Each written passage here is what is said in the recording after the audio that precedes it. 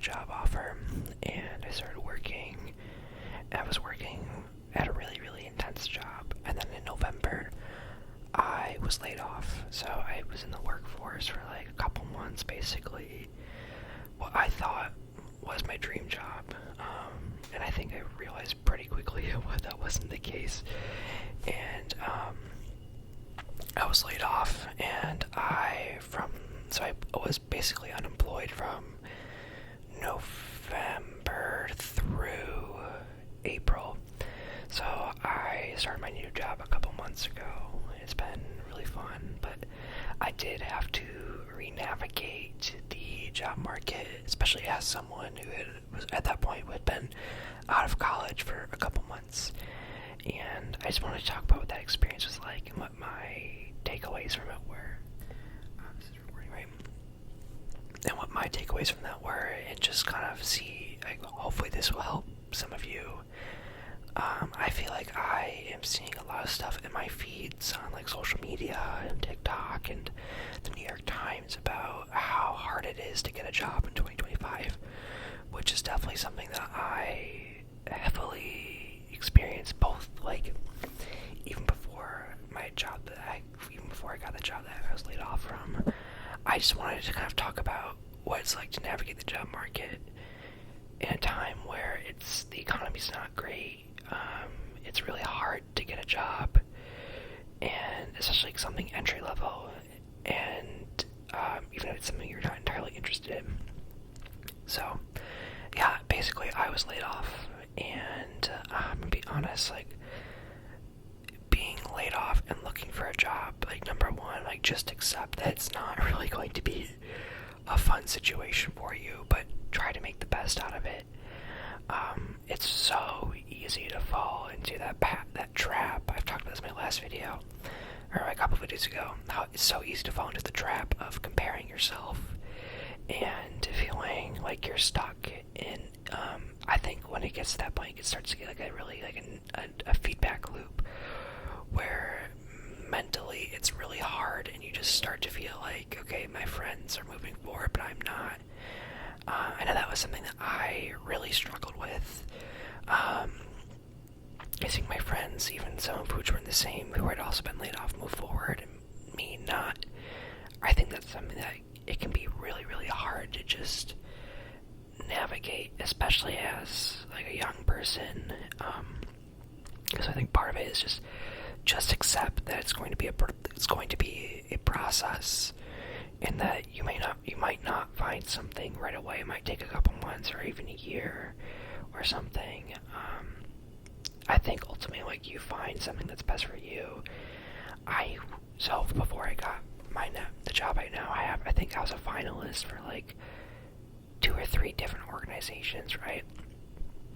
And those emails where it's like we decided to go in a different direction, those really suck.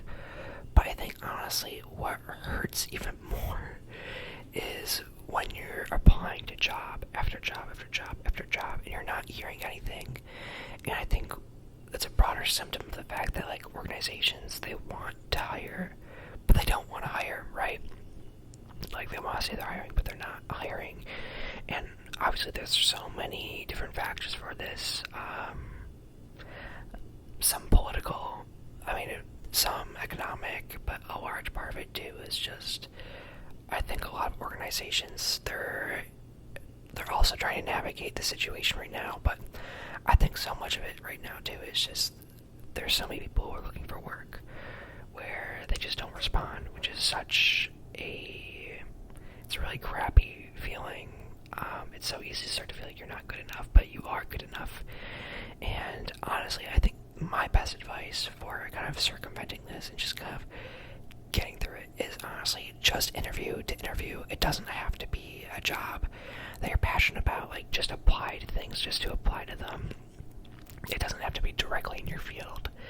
I think for me, like, once I started interviewing, even if it was for a job that I was like, I know I really don't really want this job, but maybe it could lead to something else, just apply for it, right? Like, just write the application and see where it takes you, even if it's something you're not even if it's something that's not directly in your wheelhouse 100%. And if you get an interview, take the interview. Just, I think, use the opportunity. I viewed a lot of these opportunities as ways just to get an interview and improve my interviewing skills, and also just to make connections too. I think a lot of jobs, the way I found my current job was I had interviewed at another organization, and I got that rejection email, which, again, like, those types of emails, like, they're really not fun. Like, at that point, like, you start to get your hopes up and envision what your life would be like. But I think when you get these interviews, at the same time, like, yes, you want to try to make it, you want to make a job, but you want to get the job. At the same time, you want to make sure that you're coming across as someone who's trustworthy and reliable, that, if you have a good interview and maybe they just go with someone who better fits their needs. I think sometimes especially this is what happened to me, where I got referred to another organization, which is now the organization that I work at. So a lot of times, a rejection isn't always a closed door, if that makes sense. Just because someone is saying no to you at this moment doesn't mean that they're not willing to help you. And I think this kind of leads me to my next point, is where, like, build common ground where you can. And when you are interviewing, like, so much of it, like, obviously, these interviews at most are an hour long, right? Or 30 minutes. Objectively, that is not enough time to get to know someone, to make a judgment on them, how they would be like in a routine work environment. What it'd be like to work with this person. I think just getting the practice of actively interviewing and just feel, it make you feel so much better too when you are interviewing and when you're getting interviews versus when you don't. And I think part of that too is just, like, honestly, like, just to interview. It doesn't have to be something that you're determined to get. But at the same time, like, I viewed a lot of those jobs like, okay, if I get the interview, if I get the offer, I would take the offer, work it, but at the same time, I would keep looking.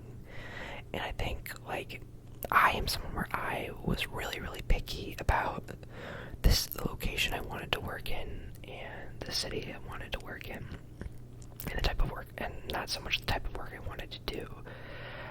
For context, I studied public policy, so I kind of knew I wanted to use my degree, right? And I think a big, what's the word I'm looking for, like, I don't want to say conflict, but point of contention between my parents and I, because ultimately another thing is, like, your parents are, like, I'm assuming you're most likely living with your parents while you're unemployed. They're going to have opinions. A lot of people are going to have opinions on what you should be doing. But ultimately, the only person who really knows what's best for you is you. And a big point of contention between my parents and I was they thought I was being too picky. And, like, yeah, I was being picky, but at the same time I knew what I wanted. And just keep trying. Like, just keep trying. Eventually it will lead to something, which is part of that mindset. Like, obviously, like, the process sucks, and it's really, really not fun. But I think so much of what you have to do is just interview to interview, accept the process. It's going to be long, it's going to be arduous, it's not going to be fun. But just getting that practice of interviewing through actual interviews is a great way just to, like, get a sense of the job market and feel better about yourself. I guess kind of going off that, another piece of advice I would say is work if you can. Like, take, like, a job at, like a customer service job, or if it's something small in your area. So for me, what I ended up doing was I was working internships. So I had a couple months of full-time experience under my belt. Really intense work experience. And one of the internships I took up was something that was not at all related to my field whatsoever. I was basically doing administrative work as an internship for, like, a local law firm. And then I had another, like, virtual internship that was more in my field. But, like, honestly, like, the feeling of just working, it felt really, really good. I think it's so, like I was saying earlier, it's so easy to feel trapped and just feeling like you are working again, even if it's not what you want to do. It feels so nice knowing that, like, okay, here I am building experience. It may not be something I want to do, but I'm contributing to something. I'm building something. And throughout that time, like, I was very upfront with both of my internship managers. I was like, listen, like, I am currently still looking for full-time work. And they were very understanding. And like, yeah, we understand. And I think a lot of the time, like, most of these jobs that you can take kind of in the interim, like, even if it's just like working at a retail store, they know, like, you may not stick around there for a while. And if you do stick around there for a while, there's absolutely no shame in that. I think a big lesson I learned from my whole experience was everyone moves at their own pace. Like I was saying earlier, I think it's really hard just to see, when you see other people your age in your field succeeding and moving forward in their careers, and you're not, like, you just feel stuck. Or when you just feel like you're not, it's so easy to feel the imposter syndrome. And I think so much of it is you have to just realize, like, no, you bring so much to the table. You have had very unique experiences. No matter what you've done, I think there's not going to be anyone who has the same exact resume as you, the same exact work experience, the same exact education experience. They're not going to have that exact combination, right? And even if they do, like, it's not going to be the same, because you're going to have a different life experience that have shaped you. You're going to have a different experience at the same firm, even if you're in the same internship. Does that make sense? What I'm saying is, you bring so much to the table that only you can bring, and I think organizations will value that. And I think, like, don't sell yourself short. I think a couple times, like, I had to just really sit myself down and just be like, no, like, I have really unique experiences. I did this. I know I can get a job in this field before. I can get a job in this field. Like, I have experience that I think is relevant, and you really make your case. The hardest part, in my opinion, of the job search is honestly just getting that interview. And getting that interview is just so difficult, especially now in the days of AI. And I think what we're seeing too is people are starting to I think people are starting to realize the limits of AI, and that it's not this, like, end-all tool that people think it's out to be. I saw earlier that LinkedIn they're starting to scale back their AI usage because they're realizing, it can't fully replace human workers, which is something that is so true. And I think something that older generations don't, and also younger generations don't fully grasp, is that AI is actually really limited in what it can do. It's useful in some circumstances, but when you get into, like, specialized fields or specialized work, there's a lot it can't really replicate, especially even in the entry-level market, where there's just a lot that you bring to the table that, an AI can't replicate. I think so much, another piece of advice is build your social network. Let me be clear, social network, it does not have to be your professional network. I am someone where I absolutely despise networking. Networking is not for me. I'm an introverted person. I also just feel kind of dirty networking, if that makes sense. Like, when you network, it's really important that you don't come off as someone who's just trying to talk to people because you want to attach yourself to them. In my industry, that's really common, and you can see it very clearly. And I know for me, I was like, I want to be clear that I am not that type of person. And I think maybe at times a little maybe overcorrected by, like, avoiding networking. But I think building your social network is so important. Like, have that social safety net that you can kind of fall back on. Like, I actually, as rough as my unemployment period was, and as living at home wasn't the most enjoyable, I still tried to find like the joy in it. I would go on, kind of niche weekend trips with some of my best friends from high school. And, I don't want to sound like, I don't want to say like, oh, best friends from high school. I know that, I feel like that kind of has like a negative connotation, but it's like people who I've been really close with throughout all my life, and we just happened to meet in high school. But what I'm saying is, deepen those friendships and those connections that you have, and really just try to have fun with it.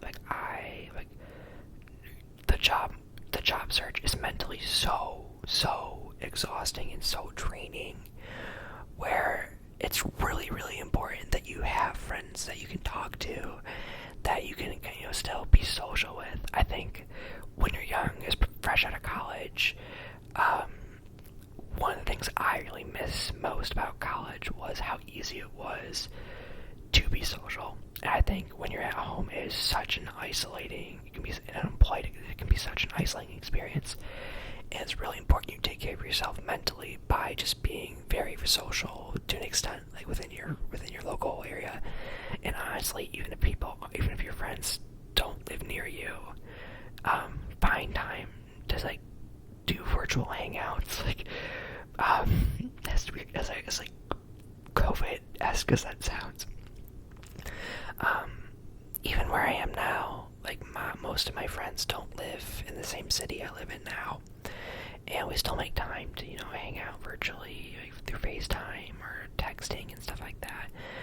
Where I think it's important that you stay connected with your friends, and your friends can be people who they will lift you up. I think another big lesson that I learned is just also, like, don't take unemployment extremely seriously. Like, obviously it's not a fun situation, but like, also have fun with it. Like, do fun stuff, go on fun trips, use the time you have to reconnect with old hobbies. I feel like I got back into ASMR for a little bit, and that was really fun making those videos. I'm someone where, like, I feel like I pick up a new hobby every week. And it's just kind of fun just to explore different hobbies and different things I thought I was interested in, and also just reconnect with the past versions of myself, if that makes sense. Like, I remember, to an extent, like, I think when you go home for that period of time, you do kind of tend to, like, mentally revert a little, if that makes sense. And it was actually a really interesting experience, because I feel like I reconnected with a past version of myself that I had kind of shoved away, if that makes sense. At the same time, like, I was not that same person, so you're able to bring both versions. This is really off topic. It sounds weird, but you're able to, like, fuse past version of yourself to your current self, and it was just like it was an interesting experience. I think you just rediscover parts of yourself that maybe you hadn't really explored, or maybe parts of yourself that you hadn't found or used in a while. Is that making sense? I don't think this is making sense. I'm sorry. I'm sure someone understands what I'm trying to say. But yeah, I think when it comes to navigating the job market, it's so important to just, like, honestly, like, have fun with it. Apply to stuff that you may not really be, like, the most qualified for either, and just see if it gets you at anything. I think I applied to a wide variety of different jobs, some of which I was like, I honestly, like, this is not something I'm qualified for, but I'm gonna apply anyway. And I think also just, like, I was able to get practice with an application. And I think for some of those, like, some of those didn't really move forward at all. But for those that did, where it did result eventually in an interview, it was just kind of fun, almost like getting to practice interviewing with that. And just, I don't know, what I'm trying to say is, like, you don't know the direction that your job is going to take, and your jobs are just going to take.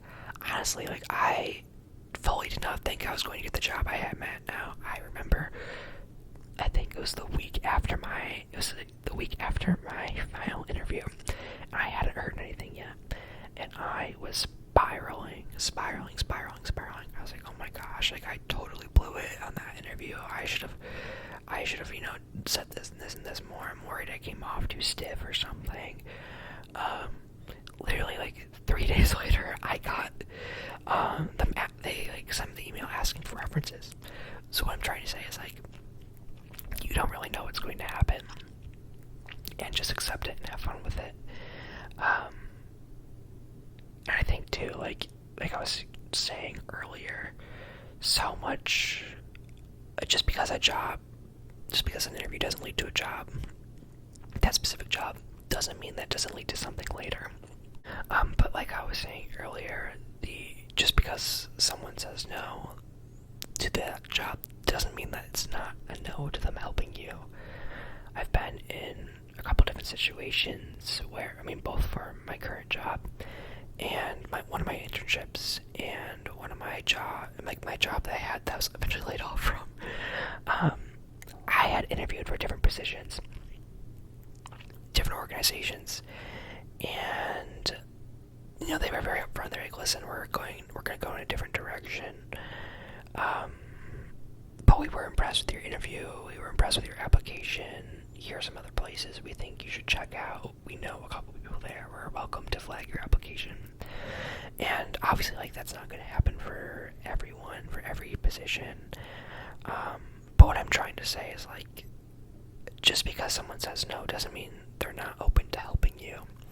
And I think just use every opportunity you have during an interview to build a connection with someone, and build that, what's the word I'm looking for? Build that rapport where they want to help you. I think just navigating the job market is something that is just so hard, especially if you're like me and like you don't really like networking.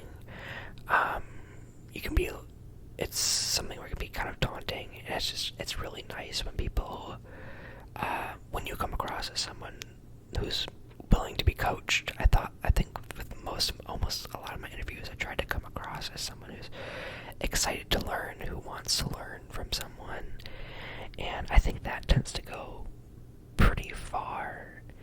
I also think too, when you are interviewing, be very upfront about what you can and can't do, but don't fully say, like, oh, I don't have direct experience. I wouldn't say, like, oh, that's not something I have experience in, and just kind of leave it at that. I would be very clear and just be like, listen, this is something I haven't encountered before in my previous work experience, but I feel like I feel like the skills that I learned from insert example here carry over, and find a way to tie the question that they're talking about back to your work experience. I think too, with a lot of entry-level jobs, a lot of questions tend to be the same. So what I would do is I would kind of like think about different responses I would have and kind of prepare anecdotes ahead of time in my head of what I thought they might ask. Honestly, a really good resource, well, this depends too on the organization, can be Glassdoor. Where Glassdoor, they will often post about questions that people were asked during my final round interview for a job that I didn't get. I was doing prep for it ahead of time, and I saw that I was reading on Glassdoor about the organization's history and like the interview experiences people have had there, and they said that the CEO will jump on there and like ask you a bunch of rapid fire questions not related to the job at all. And I think when I saw that, I was like, okay, I just need to mentally prepare myself for this possibility. And sure enough, it happened. And I answered them to the best of my ability, but I think it came down to experience as to why I didn't get that job. I also just don't think that job would have been the best culture fit for me. Which is another thing I want to talk about too, is when you are looking for a job, I think it's important that you try to understand what the work culture is going to be. And obviously, to a really large extent, like, when it's an entry-level position, you don't really have much leverage to negotiate and and like it's something that can be really hard to get a read on, because again, like most of these calls that you're on, they're at most an hour, 30 minutes, maybe 30 minutes. I remember one time it was like a 3 hour long interview.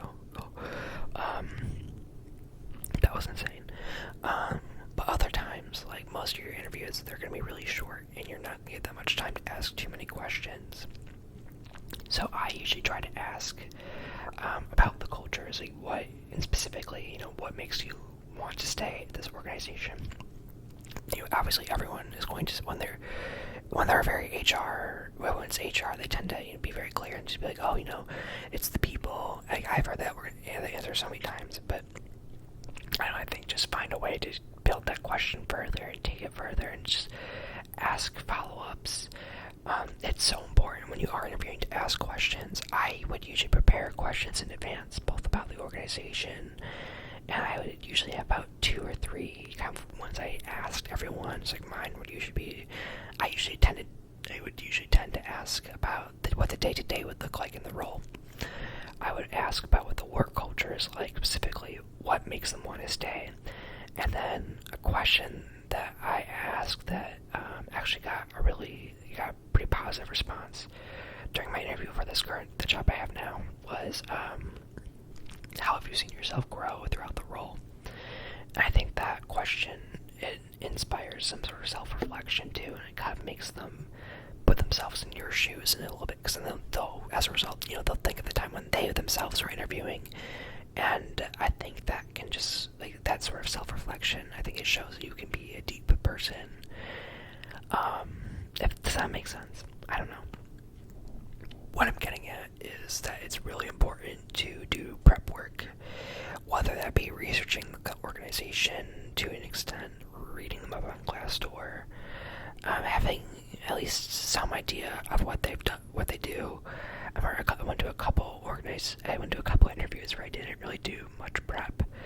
The interview still, obviously, it still will go well. Like, I think most people, like, you don't need a ton of information on what they do, but you still need, like, a general idea, right? Like, you want to know what exactly it is you're sort of signing up for. But it's okay to, like, not know all the ins and outs, but make sure you do, like, some due diligence, right? And obviously, like, if you're kind of at a medium to small organization, there might not be a ton of information on Glassdoor, which is why it's so important when you are doing these interviews to sort of, I don't want to say like vibe check, but to an extent also like vibe check. Like, I think, yes, they are interviewing you and you want a job. At the same time, you want to make sure it's going to be a good fit for, it's going to be a good fit for them, but you also want to make sure, more importantly, it's going to be a good fit for you. I know there were a couple instances where I had a couple interviews where I got off that call and I was like, honestly, like, would probably I'm probably going to move forward, and I did move forward in the application process. But I remember being like, based off that call, like, this doesn't seem like something that the culture is really for me. Or be like, if that does not make sense, I think like, just saying like, oh, the culture of your office is something where it's like very buzzword-esque, but it is important too that you understand like what you want.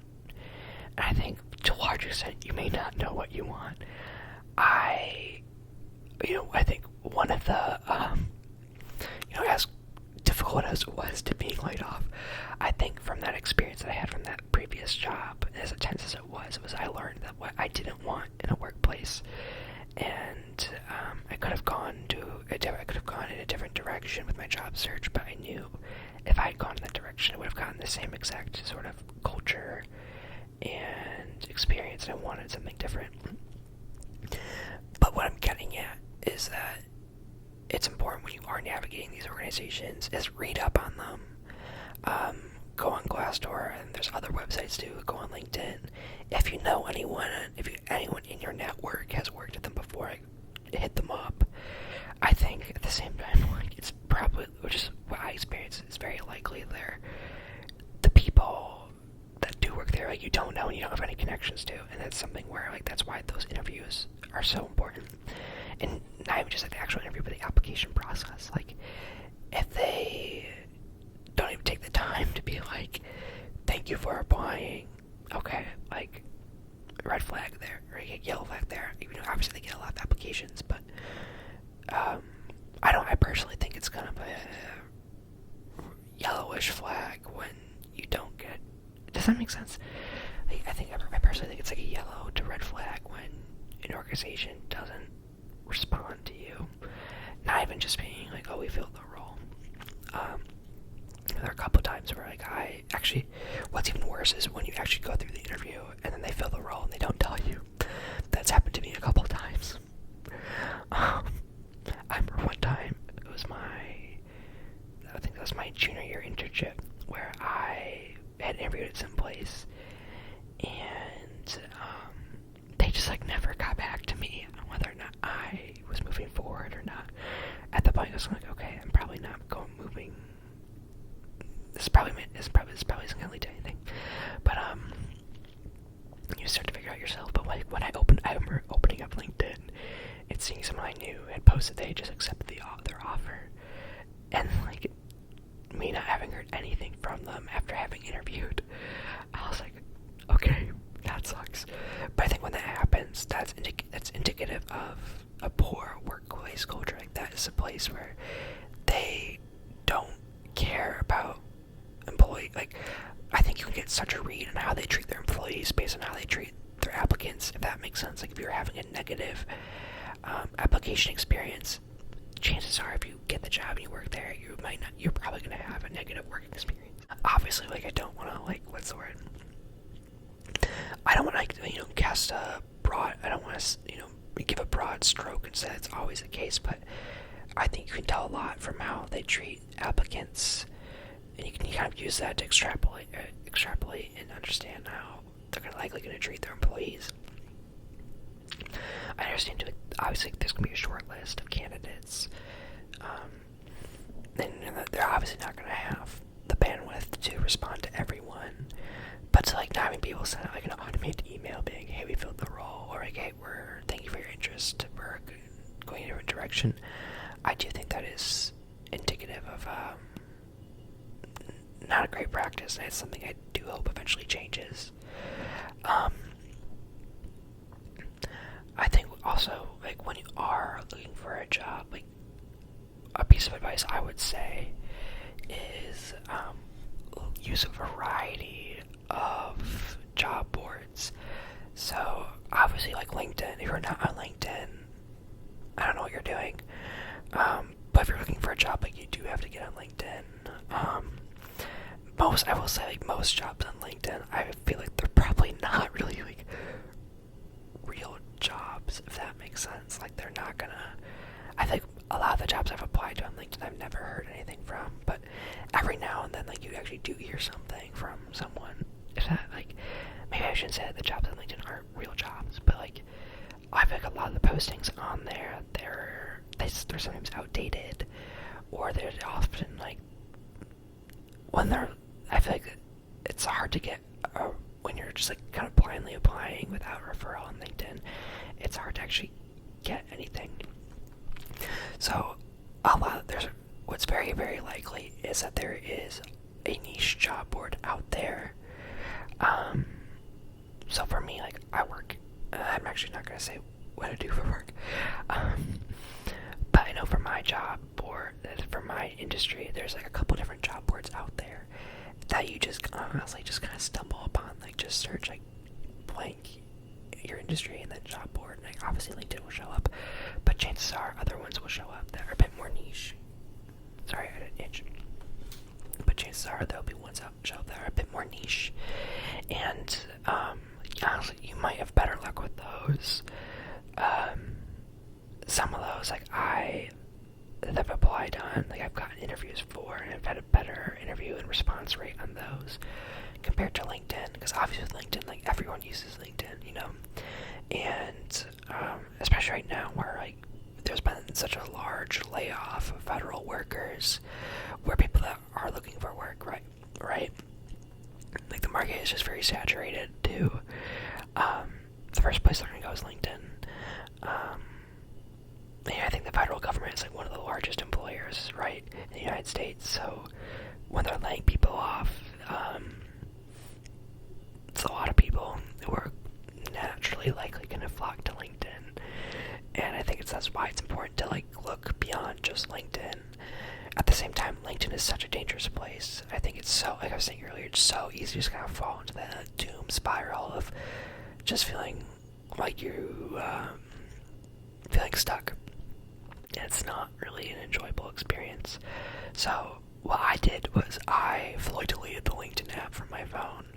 Like I would like even now I don't have the LinkedIn app. I don't really go. I go on there now to like see what my friends are for, or my friends are up to. But I just go on the browser. But like delete the LinkedIn app off your phone. I think it's something where like when it can feel like really it can just feel like it's really easy to just kind of doom scroll on there and just not feel great about yourself. What I would do instead is just set up a specific time of day that you're gonna like set out time in your schedule to apply to jobs and stuff. Like, okay, I'm gonna apply here. I'm gonna apply here. This time of day I'm gonna work on applications.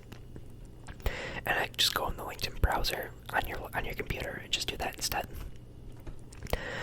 Because honestly, like, even when you are on the LinkedIn mobile browser, like you're really not getting that much on there. Like it's not like, yeah, you might be bookmarking jobs, but let's be honest, like you're not gonna be writing out job applications on your phone. So I would just say like don't go on LinkedIn on your phone. I think it just reinforces a negative self-image, negative self-talk. Because comparison is, as Jesus sounds, comparison is the thief of joy, right? Like it's so easy to just compare yourself on there, especially on LinkedIn, where LinkedIn at times can also just be such a huge brag fest, where people just post on there just to post on there because they want validation, right? And yeah, it can just be a bit of a mental minefield, so just take care of yourself on there. Okay, this video is actually kind of long. I think I would also say, like, reach out to resources that you have available. Chances are your university has a career center.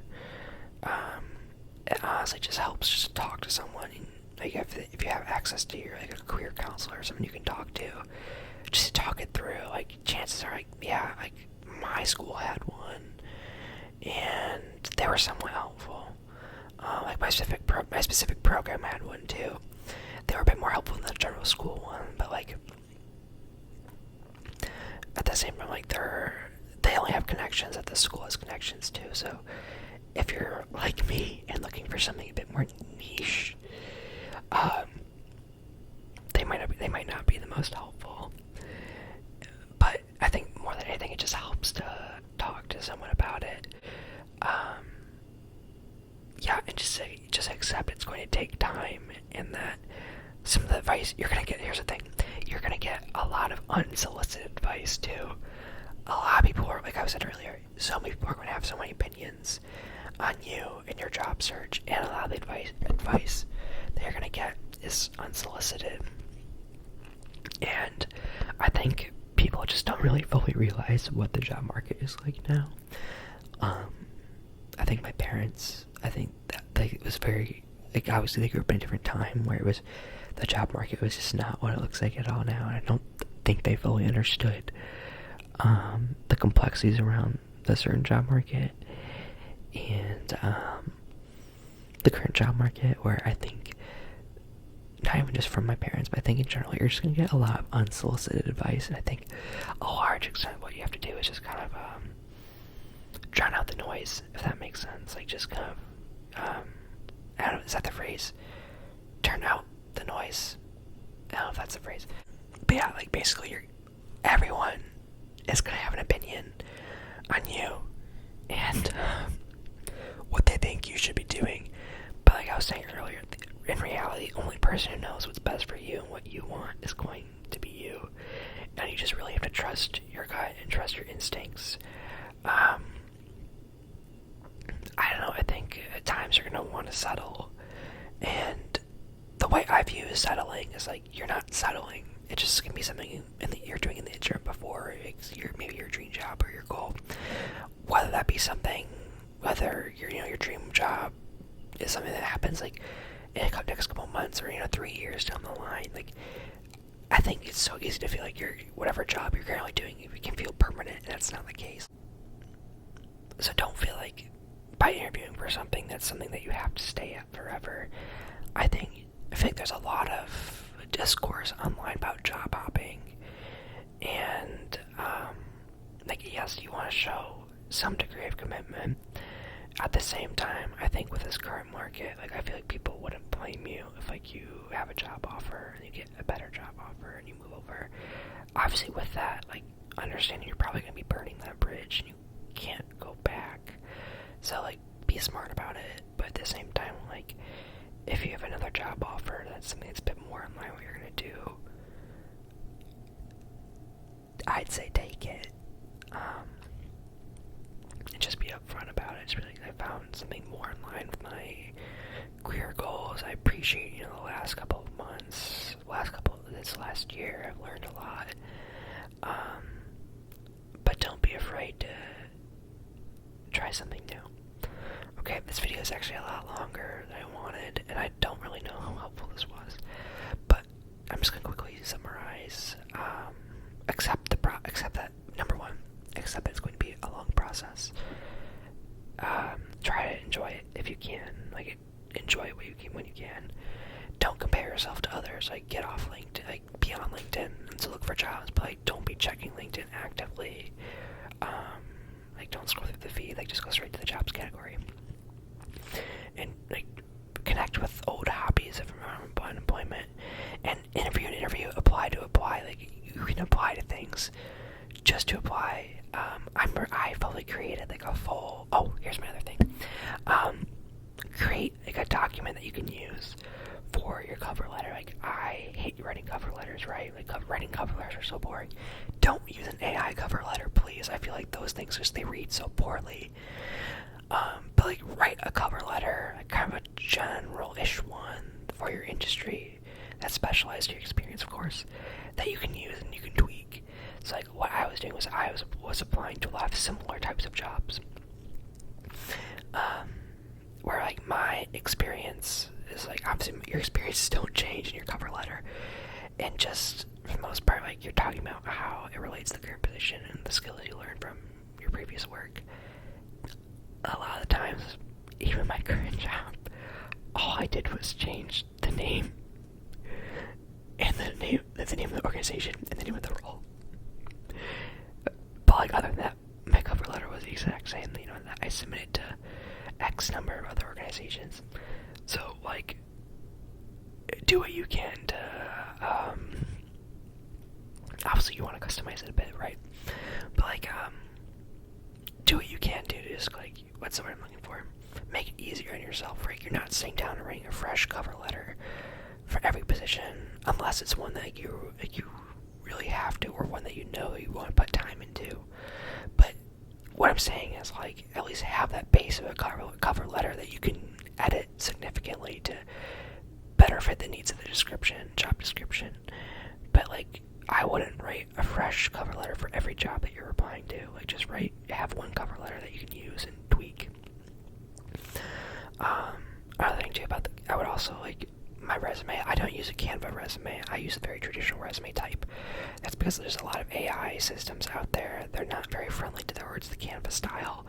And when it comes to your resume, like there are those AIs that read these systems, that auto-read your resume a lot of the time. Like as a result, like they will look for certain words, and I feel like you can fit more when you use a traditional resume style as opposed to a Canva style.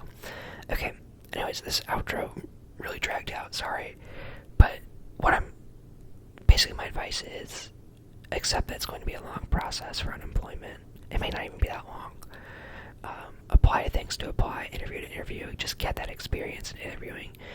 Work something, like try to feel productive with your time. That's such a big thing in terms of taking care of yourself mentally. And I would also say just enjoy it, and accept that it works out in the end. I never would have thought of me here now. And I love my new job. Like, I feel so much more secure in myself now than I did in my previous job. And I'm a lot happier too. And I think just accept everything's going to happen for a reason. But in the end, it's going to work out. Okay. Gosh, this video, I still have to edit this a bit, but this is like 47 minutes long. I'm sorry, this is a bit ramble. It wasn't very structured. I hope it was at least relaxing. I hope this is the best advice. But yeah, I just want you all to know that, like, I fully understand what it's like to navigate the job market and how easily it is. Like, I understand, like, how, like, trust me, I get it. I was there. It's not fun. But, like, I want you to understand, like, there are so many other people out there who are experiencing the same exact situation you are. And, you know, we all get